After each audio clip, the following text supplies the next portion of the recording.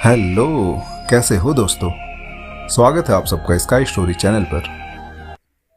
आज मैं स्टूडेंट्स के लिए एक मोटिवेशनल कहानी लेकर के आया हूं। तो चलिए अब समय गवाए बिना कहानी को शुरू करते हैं।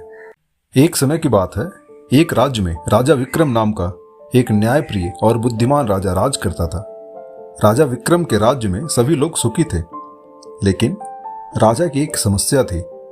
उसके 3 पुत्र थे और वह नहीं जानता था कि उनमें से किसे अपना उत्तराधिकारी बनाए। एक दिन राजा ने अपने तीनों पुत्रों को बुलाया और कहा, मैं चाहता हूं कि तुम तीनों एक एक वर्ष के लिए यात्रा पर जाओ और इस यात्रा में जो भी कुछ सीखो उसे लेकर मेरे पास लौट आओ।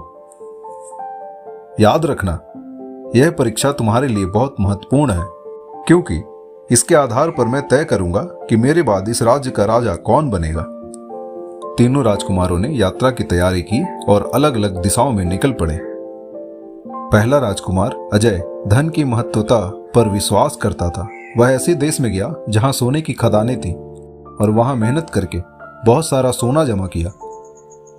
1 साल के बाद वह अपने सोने के बोरों के साथ अपने राज्य में लौट आया और राजा को दिखाया। उसने गर्व से कहा, पिताजी, मैंने 1 साल में इतना धन कमाया है, इससे हमारे राज्य की सभी समस्याओं का समाधान हो जाएगा। राजा ने उसकी बात ध्यान से सुनी, लेकिन उसे कोई उत्तर नहीं दिया। फिर दूसरा राजकुमार विजय, जिसे संपत्ति का मोह था, एक ऐसे राज्य में गया जहां बड़े बड़े महल और शानदार वस्त्र थे। उसने वहां से कीमती वस्त्र, गहने और महंगे सामान खरीदे और 1 वर्ष के बाद लौटकर अपने पिता के सामने रख दिए।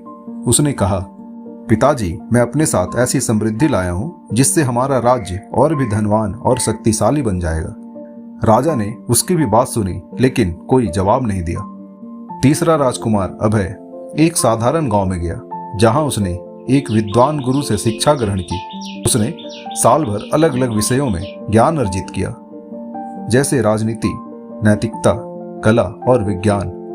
1 साल के बाद वह खाली हाथ लौट कर आया, लेकिन उसके मन में गहरा ज्ञान और समझ थी। उसने राजा से कहा, पिताजी, मैं अपने साथ धन या संपत्ति तो नहीं लाया हूं, लेकिन मैं आपके और हमारे राज्य के लिए ज्ञान की ऐसी शक्ति लेकर आया हूं जो न केवल हमें कठिनाइयों से बचाएगी, बल्कि हमें सदा समृद्ध और शांतिपूर्ण बनाएगी। राजा विक्रम ने तीनों राजकुमारों को सुना और मुस्कुराए।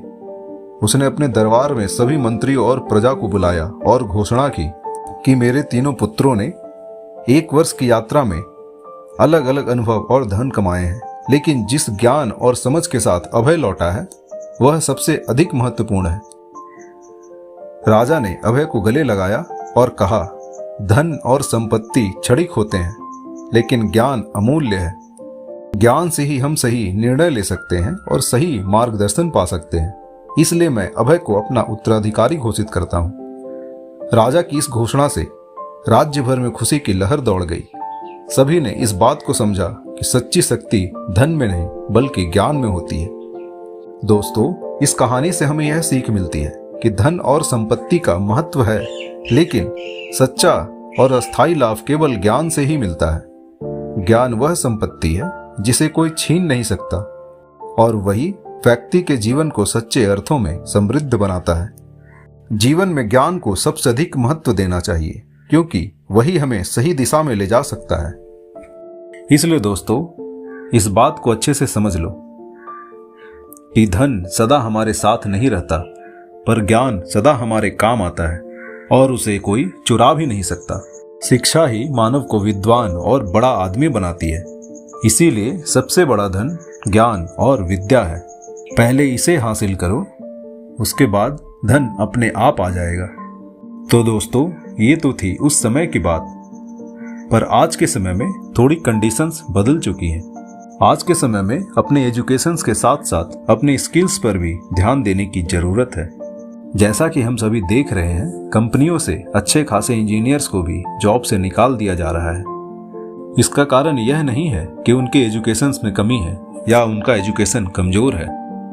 इसका कारण यह है कि उन्होंने खुद को अपग्रेड नहीं किया, मतलब वह समय के साथ साथ नहीं बदले। कंपनियां भी आजकल ऐसे लोगों को काम पर रखना पसंद करती हैं जो आज के समय में जी रहे हों, जिन्हें आज की टेक्नोलॉजी की समझ हो। इसलिए दोस्तों अब इस वीडियो को फटाफट लाइक कर दीजिए और इस मज़ेदार कहानी को अपने दोस्तों और परिवार के साथ शेयर जरूर करें और नीचे कमेंट सेक्शन में कमेंट करके मुझे यह बताइए कि यह कहानी आपको कैसी लगी।